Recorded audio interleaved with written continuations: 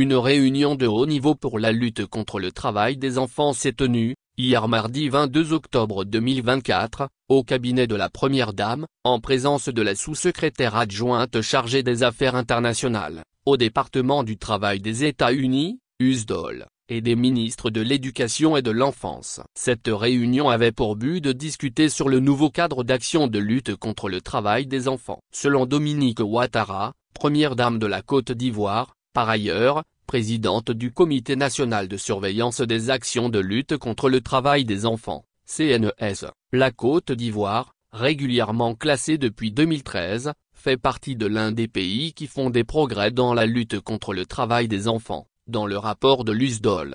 Lire aussi, la Première Dame, Madame Dominique Ouattara, présidente du CNES. La question de la protection des enfants me tient particulièrement à cœur depuis de nombreuses années.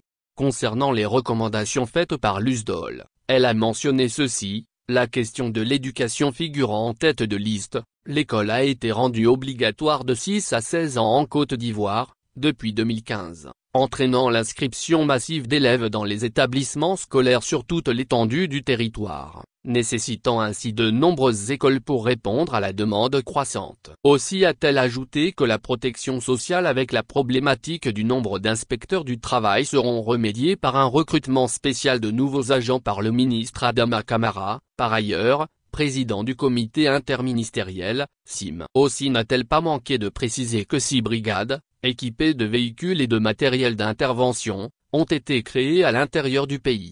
La sous-secrétaire de l'USDOL, Tal, a dit agir pour plus de progrès en vue d'améliorer les conditions de vie des populations, afin que les enfants aient accès à l'école. Elle a réaffirmé l'engagement des États-Unis dans la lutte contre le travail des enfants. Tal a apprécié le partenariat avec la Côte d'Ivoire et a souhaité étendre les discussions pour la signature d'accords de coopération, dans les jours à venir.